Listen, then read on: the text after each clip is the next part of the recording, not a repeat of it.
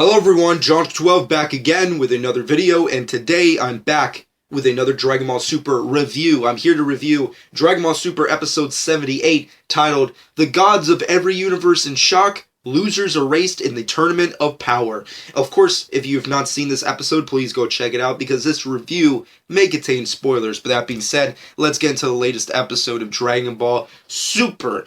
Now, if I had to take a step back, this tournament arc has been starting off with a pretty good, interesting bang, if you will, and I also see in retrospect that every saga seems to really cater towards a specific portion of the fan base of Dragon Ball. And then again, that argument could be made for all of Super as just fan service, but for the most part, this saga to me almost feels like it's trying to cater towards people who really enjoy Dragon Ball video games, because right out of the gate, we're getting very intricate battles from the beginning of this arc already, and it's pretty interesting to see that happen, considering that most sagas in Dragon Ball really like to take their time to ease into the action rather than just going right into the action. So it's pretty cool to see that go down. It's very much like, if you're a big fan of like Xenoverse and that kind of shit that they're putting out in video games today, and you like these great battles and tag team matches and what have you, well, you're getting it with the TV show. And essentially, in this episode, we have the Great Priest coming down to Universe 7 to explain the details of what they're calling the Tournament of Power,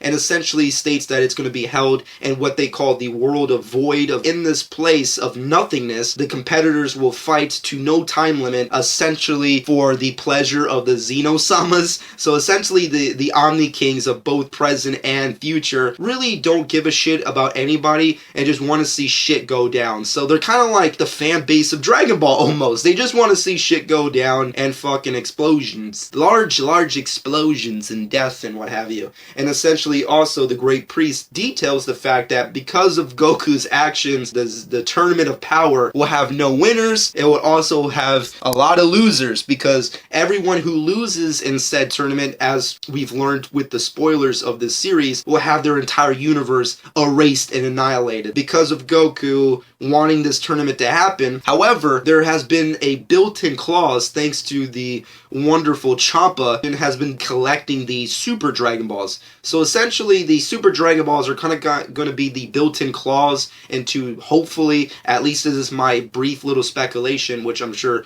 others have developed as well, which is essentially the Super Dragon Balls will be used to hopefully save the day and make sure that whatever damage that the Xenosamas do, they could just wish back and say, it's okay, you can have your universe again. But then again, these are the Omni Kings we're talking about. They're psychopaths. They're basically like Joffrey from Game of Thrones, except less rapey towards women.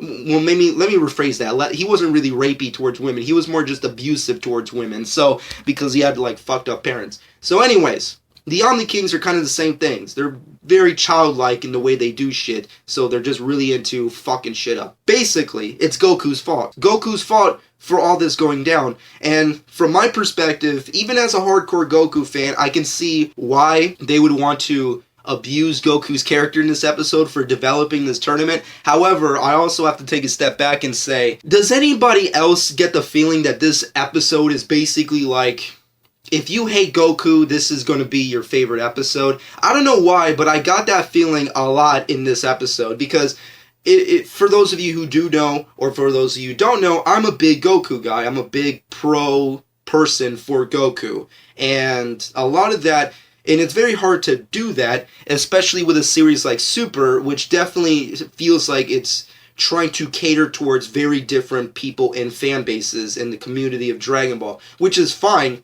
However, I've never been the advocate of having a popular character and using that popular character's popularity to bash another character's popularity.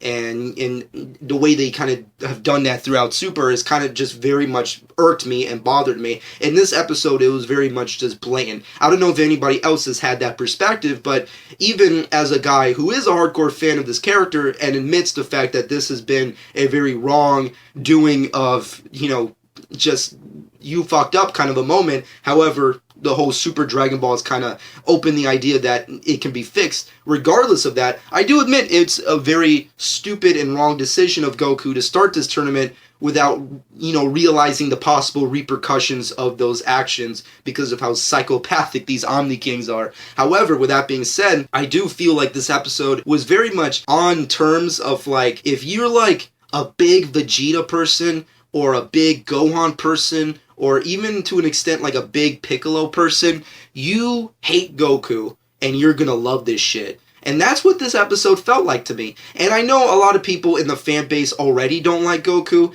Once again, like, as big of a fan I am of the series and said character, it's difficult to admit, but it is something that you have to admit. A lot of people just don't like Goku and have these issues with him. But here's the thing that I take away that really bugs me. Okay, sure, you don't like Goku, you're going to dedicate to an entire episode of people who just want to give Goku shit, call him irresponsible, he's a man-child, he needs to learn to take responsibility, all these kind of things, and try and use it as some form of, like, lesson building for Goku. My only problem with that is you kind of built into his character that he can't really grow up.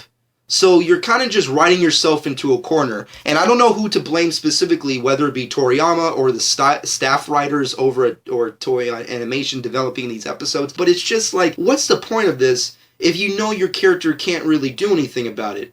So you're just basically developing an episode out of spite just to bash a specific character, and that's something I can't stand for. As much of a fan I am of him, and as much as I can admit to his faults and admit the fact that he fucked up, it is just overdoing it when you're just dedicating to an entire episode to bash said character. That's something I can't really be on board for, because it's like you're having an episode that's saying, take responsibility, you're irresponsible. That's like trying to teach Bart Simpson to grow up. You fucking can't do it, because Goku, unfortunately, if Toriyama or whoever has such a big problem with it nowadays, it's kind of your fault because you developed this Peter Pan-esque character who can't grow up. So this episode is just, you suck, fuck you, kind of a thing. And that's kind of like the trait or the aspect of my perspective on it that I've kind of developed. And that's just something I can't really go on board with. And that's kind of the biggest thing that bothered me about this episode, because every step of the way in this episode, it was pretty much just like, Goku, you fucked up, you're an idiot. It was almost like the internet talking. That's kind of like what this episode felt like. It just felt like if you go on Twitter or YouTube or Tumblr or whatever kind of social network you're keen towards, and you have Dragon Ball fans who talk super, this episode is for you, because it's for people who are against this said character. And that's just something that it just really bothered the fuck out of me, and I can't really be on board with. But and moving on to the next thing, essentially the Xenozamas want a little taste of the action to come, because the future Omni King didn't get to see Champa's tournament, so he wants to see a little intermission battle for two universes to attack each other. And this where the spoilers of the episodes kind of come in, which is essentially Universe 9 will be going up against fighters of Universe 7. So the rest of the episode, once we're done kind of shitting on Goku, or at least still shitting on Goku, we're going on a mission to get specific fighters to be a part of this little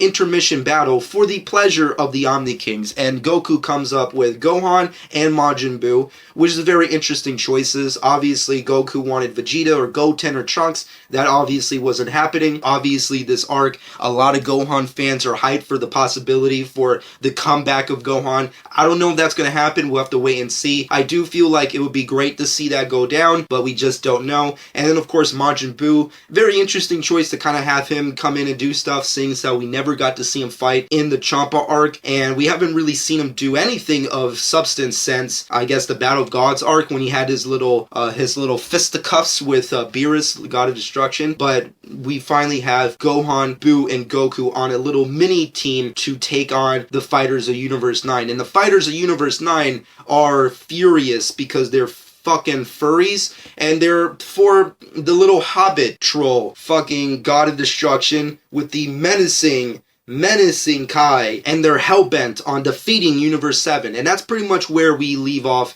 with this episode. Is essentially Buu will be the first match against Universe 9's canine fighter, or furry if you will, Basil, which is a very obvious pun It's Dragon Ball. You'll get used to it. It's obvious puns all around. And that's pretty much where we leave off with this episode. It's Buu versus Basil in the first of exhibition matches for the Omni Kings. And overall, this episode, it was a very interesting episode. I really feel like we're leading into some really great epic things to happen. I am enjoying these little episodes here and there with this tournament arc. I've also had a lot of time to really enjoy the opening. I don't know why, but when I did my previous review for Dragon Ball Super, I was kind of like iffy on the song, but I don't know why. I guess when you have enough people on YouTube reacting to things, you kind of just get the feel, oh, well, yeah, that is kind of a good song. So I'm kind of on board with the song. The animation is definitely on point. The episode, a lot like last episode,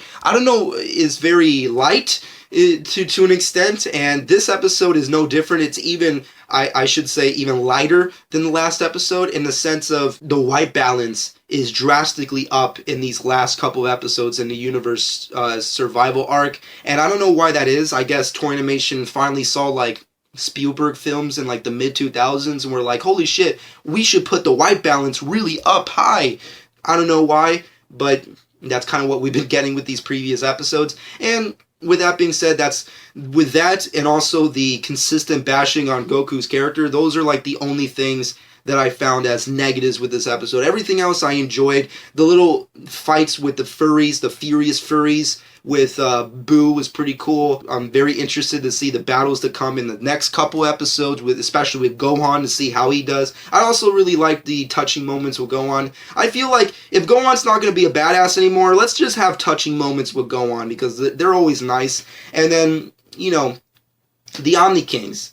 They're fucking crazy. And we got to see all the gods of destructions, all the angels kind of come up. We saw the teaser of it months ago. We finally get to see it in this episode of all of them lining up, which was pretty interesting to see each specific character design and what can we expect from each universe. This episode was okay. I don't know if I kind of like it a little less than last episode, mostly due to the fact that it was kind of overboard on its bashing of Goku, which I had a problem with, obviously. And also, the white balance was just really high. I don't know why it was so light in this episode. But overall, with that being said, my final verdict for episode 78 has to be a solid 7.5 out of 10. Very good episode. Nothing too crazy, but a lot of really interesting questions, a lot of cool speculation that can be going down. And of course, what's going to happen with those Super Dragon Balls? How are these next couple matches going to be for the Omni Kings? Are they just going to erase everybody and start murdering people on the spot just because they don't like it? I mean, like, shit is going to go down in this arc,